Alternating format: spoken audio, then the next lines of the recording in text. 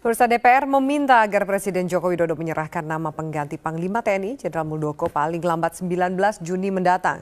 Jika mengikuti kebiasaan pergantian Panglima yang dilakukan secara bergilir antar matra, maka posisi pengganti Panglima TNI akan diduduki oleh perwira tinggi aktif dari TNI Angkatan Udara. Namun pemerintah memberi sinyal bahwa Presiden tidak akan mengikuti pola penunjukan yang selama ini berlangsung. Apakah ada konsekuensi dari perubahan pola penunjukan ini? Lalu apakah memang penunjukan Panglima TNI harus disesuaikan dengan kondisi yang terjadi? Kita akan membahasnya langsung di Prime Time News. Saya akan perkenalkan narasumber saya. Ada analisis militer dan juga Presiden Indonesia Maritime Studies, Ibu Kony Bakri. Selamat malam, Ibu Kony. Selamat malam. Dan kemudian ada anggota Komisi 1 dari fraksi Nasdem, Supyadin Aris Saputra. Selamat malam, Pak Supyadin. Selamat malam. Dan kemudian ada Direktur Program Imparsial, Mas Al-Araf. Selamat malam. Selamat malam, Mbak. Baik, ada satu perempuan di sini. Saya akan tanya dulu ke Ibu Kony yang juga ada Presiden Indonesia Maritime Studies, Anda juga pengamat militer. Menurut Anda ini kan jadi polemik sebenarnya. Harus sesuai dengan giliran atau bukan, gitu. Atau tidak, karena itu hak prerogatif Presiden. Baik buruknya, bagaimana pendapat Anda? Gini, pertama saya tuh bertanya dulu nih, Pak CP Hakim sedang on the way ke sini nggak? Tidak. Karena ini menarik nih, ini kan statement menjadi ramai di media ini karena statement beliau di Twitter. Seolah-olah kalau tidak ada rotasi Panglima kembali ke Angkatan Udara yang hanya selama ini berkesempatan kepada Pak Joko Suyanto, jadi bubarkan aja Angkatan Udara. Itu salah satu reasonnya, ada 3 alasan sih. Kalau saya melihatnya begini, kebijakan negara ini menentukan sebenarnya arah bagaimana juga kemudian pertahanan itu akan dibentuk. Sudah jelas saat Presiden Jokowi terpilih dan menetapkan Indonesia sebagai negara poros maritim dunia, itu implikasinya sangat besar. Dari aspek pertahanan yang paling penting adalah menurut saya, dari inward looking defense, kita itu sekarang menjadi outward looking defense. Dari pertahanan militer yang menghadap ke dalam, mengurus dari 200 nautical mile ke dalam, kita sekarang harus berpikir 200 nautical mile keluar. Itu satu. Kedua, doktrin harus berubah. Karena tadinya kita doktrin kita sangat darat, betul Pak ya? Doktrin kita sangat orientasinya ke darat. Artinya, saya melihat kenapa kalau menurut saya pribadi, ngambeknya Pak CP Hakim itu mungkin agak terlalu gimana. Karena gini. Agak apa? Personal? Bukan agak personal, agak mutungan gitu loh. Saya melihatnya begini, dalam apapun juga kita tidak bisa melihat rotasi itu dalam konteks matra. Rotasi itu terjadi, seperti tadi disampaikan, adalah melihat kepentingan negara ini apa. Saat Presiden menetapkan bahwa kita menjadi poros maritim dunia, itu kan nggak berakhir cuma di masalah ekonomi, tapi berakhir di masalah juga kebijakan luar negeri dan kebijakan pertahanan. Dan untuk itu harus dibentuklah strategi atau cetak biru bagaimana kemudian strategi pertahanan kita. Dan itu harus orientasi maritim. Nah, kalau sekarang ditugaskan, saya tahu kawan baiknya Kaso. Kebetulan lah. Jadi kalau saya pribadi sih ya, kalau Kaso seru juga nih teman jadi panglima. Tapi kan it's not about siapa dengan apa. Tapi negara ini mau dibawa kemana? Dan the right person dalam posisi itu. Karena begini, pada saat yang lalu kita punya Kasal yang berani menerbitkan buku dan membuat desain kebijakan Indonesia menjadi the first class navy. The first class navy. Kemudian kita punya Kasau, Pak Imam Sufaat waktu itu yang berbicara juga tentang the first class air force. Jadi udah punya presiden yang berbicara poros maritim dunia, sudah ada mantan Kasal dan Kasau yang berbicara tentang first class navy dan first class air force. Artinya kan kita bagaimana mengimplementasikan. Tapi karena ini kita negara poros maritim dunia dan mappingnya adalah bagaimana kita membangun blue water navy, green water navy dan brown water navy, harusnya angkatan laut yang menetapkan. Angkatan udara kan tinggal mengikuti sebagai payung dari angkatan laut. Oke, menarik. Tapi ada juga komentar dari Mas Al-Araf ini bahwa sebenarnya proses bergilir antar matra ini tujuannya juga lebih besar untuk menjaga sinergi dan juga sehatnya hubungan antar angkatan. Tanggapan Anda sejauh ini seperti apa? Ya, pertama prinsipnya pergantian Panglima TNI harus didasarkan pada undang-undang. Proses pergantian itu harus mengacu kepada itu. Dalam undang-undang TNI memang tidak diharuskan soal proses pergantian itu, tetapi hanya dianjurkan, makanya kalimatnya adalah dapat dilakukan dijabat secara bergantian. Nah, filosofi dapat ini sebenarnya adalah sebuah nasihat kepada pemimpin sipil agar pemimpin sipil untuk mengembangkan organisasi TNI menjadi lebih sehat, mengurangi konflik dan membangun kohesi yang lebih baik, maka organisasi TNI dipimpin sebaiknya secara bergantian. Kenapa? Karena suka atau tidak suka akan ada kecemburuan, kemungkinan konflik gitu apabila ini tidak dilakukan secara bergantian. Meski saya yakin bahwa kepala staf angkatan dalam konteks supremasi sipil harus tunduk terhadap presiden, tetapi ini persoalannya adalah ke dalam mereka gitu. Nah, dalam konteks itu filosofi pembuatan undang-undang TNI terkait dengan dapat itu adalah menganjurkan kepada pemimpin sipil agar dilakukan sesuai pergantian untuk membangun kohesi yang lebih baik di organisasi TNI. Bagaimana dengan ditarik bahwa kebutuhan dan juga visi ke depannya pemerintah ini adalah menjadikan Indonesia sebagai poros maritim dunia? Itu bukan syarat mutlak. Makanya Presiden harus menilai apa yang disebut dengan track record. Di dalam pemilihan anggota Panglima TNI, DPR memiliki peranan di situ untuk melihat track record dan lain sebagainya. Presiden juga memiliki peranan untuk menentukan kemampuan dan kapasitas. Terkait dengan untuk pembangunan kemampuan kekuatan maritim, strategi dan kekuatan pembangunan maritim tidak akan pernah bisa dilakukan hanya dan diandalkan dengan membangun kekuatan laut semata. Di mana-mana yang namanya teori strategi kekuatan maritim harus dibarengi dengan pembangunan kekuatan udara. Artinya tidak dengan serta-merta karena realitas untuk politik pertahanan negaranya adalah strategi pertahanan maritim, maka otomatis Panglima TNI dari Kepala Staf Angkatan Laut. Tidak begitu. Karena realitasnya juga membutuhkan kesatuan kekuatan udara. Yang ketiga, dan darat kalau kayak gitu berarti. Darat sebagai kekuatan terakhir ketika pertempuran sudah ada di darat.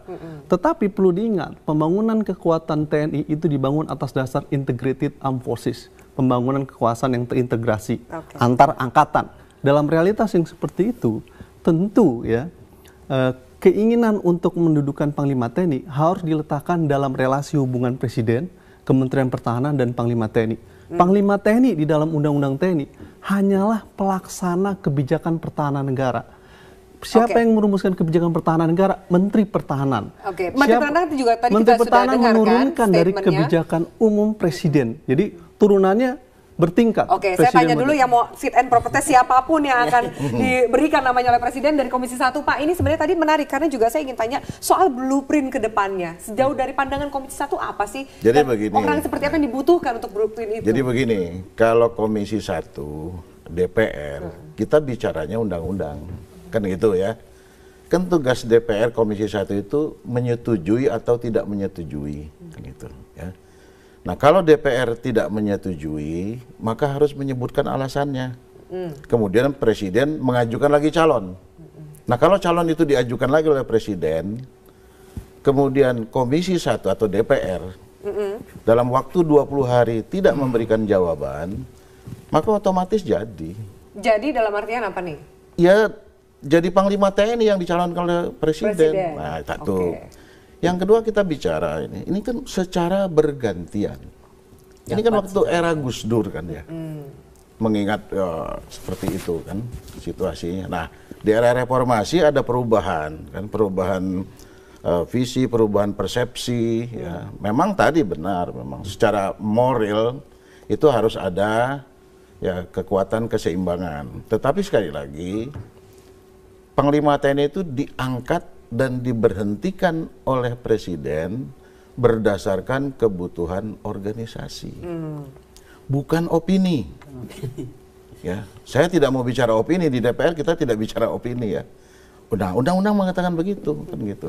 Nah, Kepala Panglima TNI itu dijabat oleh perwira tinggi TNI aktif, baik yang sedang menjabat Kepala Staf Angkatan atau yang pernah menjabat Kepala Staf Angkatan. Jadi begitu. Ya, jadi kita hanya fit and proper test. Kita hanya fit and proper test. Tapi Pak, kita akan jeda. Kita lanjutkan sesaat lagi. Ketika Anda ini mau reses juga nih kan Pak. Jadi targetnya adalah 19 Juni ini Presiden harus mengajukan nama. Karena kita juga tahu kalau Pak Muldoko juga akan pensiun di 1 Agustus.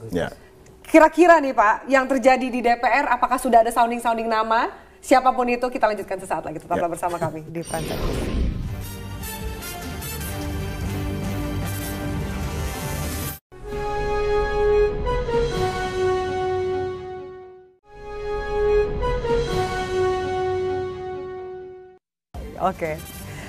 Iya, baik pemirsa, kita lanjutkan dialog kita. Tadi Ibu Kodi mau menanggapi dulu tanggapan dari statement Mas. Saya menanggapi Mas Araf bilang tadi, kekhawatiran bahwa kalau rotasi ini tidak terjadi, kemudian akan terjadi disintegrasi atau tidak kekompakan di militer. Saya nggak percaya begitu.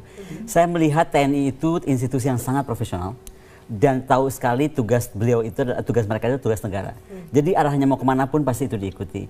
Tapi sekali lagi yang coba kita lihat, kita jangan sampai menyampingkan masalah ASEAN Political Security Community. Ini kalau kita lihat, kenapa di ASEAN sekarang dalam rangka mencapai ASEAN Political Security Community ada Navy to Navy talk, belum ada Air Force to Air Force talk. Karena memang akhirnya kita bicara tentang karena kita tuh kawasannya memang maritim dunia dan sekarang sedang konsentrasinya semua lagi ke kawasan ini, kita berbicara Navy dulu. Dan berbicara Navy, automatically itu nggak bisa Angkatan Laut modern itu nggak ada yang jalan sendiri, Mbak. Semuanya dilindungi dari udara. Jadi artinya kalau kita berbicara tentang Navy, sudah pasti proteksi udara itu ada. Jadi kalau saya melihat malah Angkatan Udara diuntungkan. Yang bikin mapping pusing, sakit kepala, aduh gimana dia grand strategi mau jadi apa, itu biarin seorang Panglima Angkatan Laut, sekali lagi ngotot lagi Angkatan Laut. Tapi Angkatan Udara positioningnya ya? Oh, jelas positioningnya. Karena tadi saya bilang, kalau enggak, sayang sekali momentum kita punya presiden yang punya pandangan orientasi outward looking, itu hanya 2 kali. Enggak, outward looking dan maritim. Satu Soekarno, kedua Jokowi, like it or not.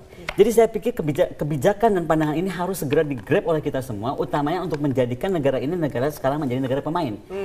Bayangkan Indonesia sudah diprediksikan menjadi negara yang akan di dalam laporan 2050, Pak. Kita menjadi 10 negara besar dunia. Australia nggak masuk di situ, negara ASEAN nggak ada yang masuk. Jadi kita harus menjadi dari negara penonton yang tadinya cuma ngeliatin orang mundar-mandir pada ngapain aja di kawasan. Enggak, kita nggak bisa. Kita jadi player. Cina mau apa, Amerika mau apa, ada kekuatan apa yang bermain.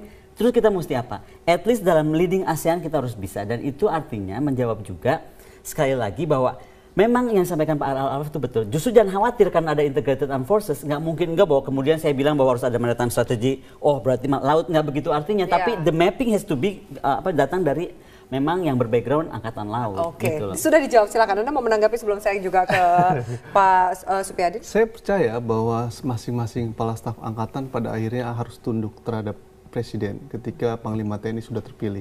Karena demokrasi meletakkan prinsip supremasi sipil. Nggak boleh kepala staf angkatan menolak Panglima TNI-nya ternyata bukan dia, lalu kemudian ngambek seluruh angkatannya menolak, itu nggak boleh.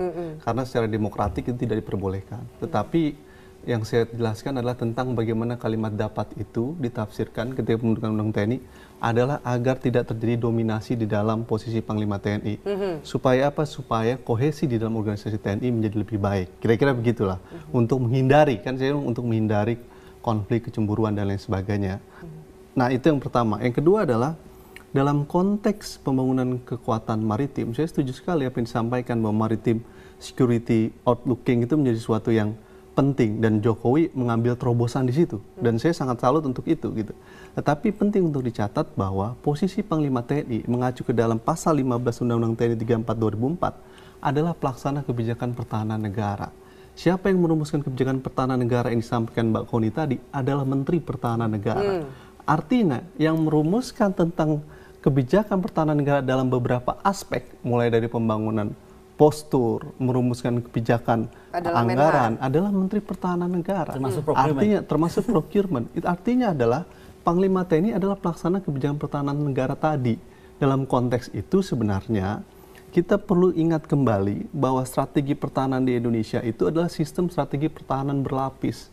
Tidak bisa pembangunan kekuatan pertahanan di Indonesia laut aja, udara saja, darat saja, nggak bisa. Jadi sistem pertahanannya harus berlapis karena 3 instrumen itu tetap penting gitu dalam satu pembangunan strategi maritim security ataupun dalam pembangunan strategi pertahanan Indonesia secara lebih komprehensif. Apa menurut Anda ketika misalnya ternyata yang dipilih oleh Presiden tidak sesuai dengan giliran, tapi misalnya sesuai dengan kebutuhan dan juga visi misi ke depan, apa yang akan terjadi?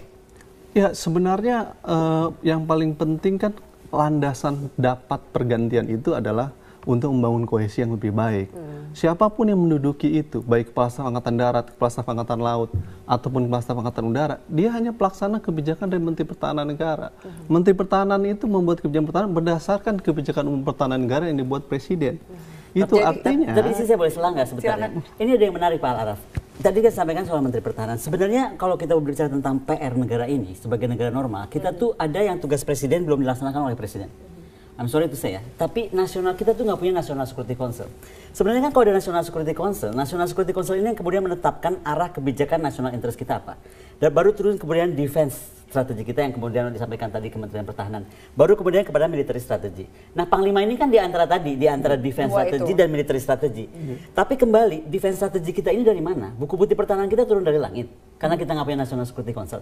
Jadi mungkin saya pikir ini juga salah satu PR. Jadi selain bahwa kemudian Kementerian Pertahanan yang harus bersikap lebih tegas dalam arah kebijakan pertahanan kita mencakup poros maritim dunia, segeralah dibentuk tentang Lembaga National Security Council ini, karena di lembaga inilah semua sinergitas antara politik luar negeri dan politik pertahanan dan politik ekonomi itu kemudian terwujud. Dan itu yang sampai hari ini belum pernah diwujudkan, padahal undang-undangnya ada, Pak. Oke, nah silakan Pak Supiandi, Anda mau menambahkan?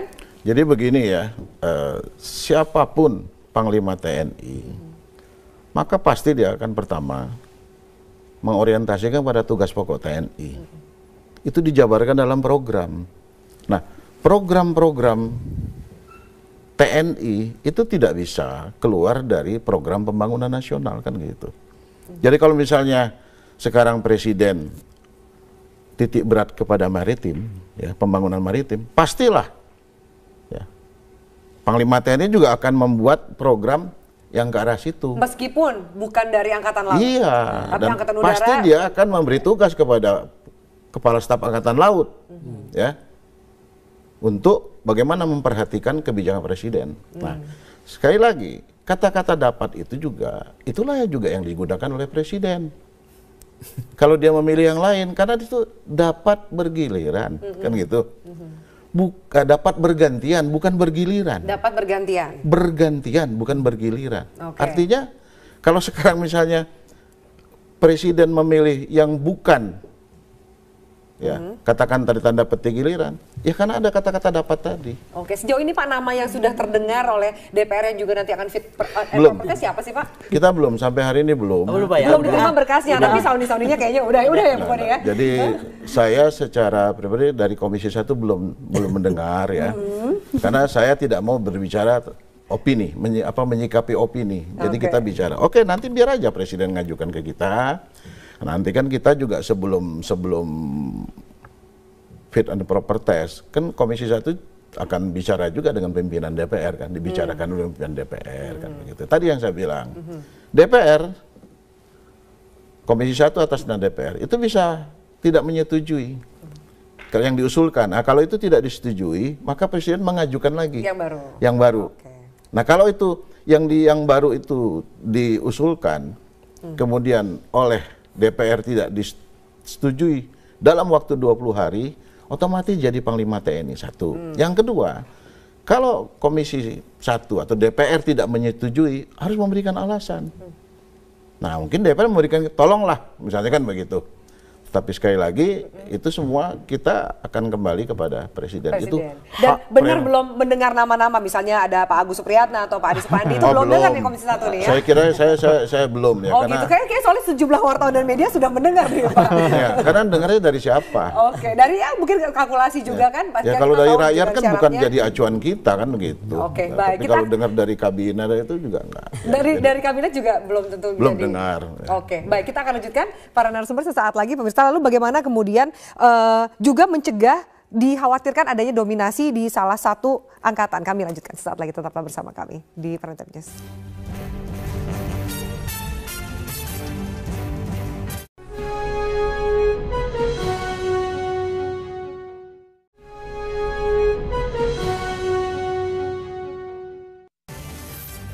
Ya, pemirsa, kita lanjutkan. Pertanyaan besarnya adalah lalu langkah mana yang terbaik untuk dilakukan? Silakan Pak Safiri juga mungkin closing statement untuk Anda. Ya, jadi begini ya. Presiden dalam menentukan siapa calon Panglima TNI tidak berdiri sendiri.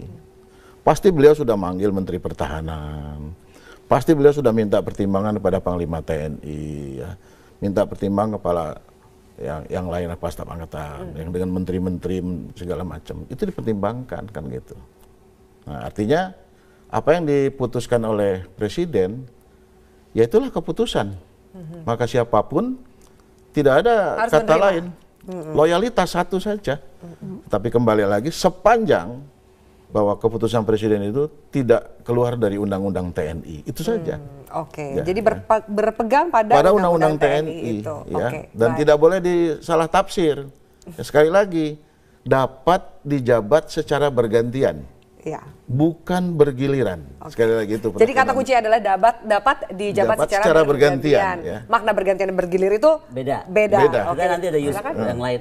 Kalau Ibu Kori, kalau saya lihatnya begini, bahwa kebijakan apapun yang diberi oleh Presiden, kita dari tadi tidak membahas bahwa sebagai Panglima TNI yang sedang aktif, Pak Muldoko itu sudah menyerahkan pasti nama calon di antara 3 kepala staf yang menurut beliau paling proper.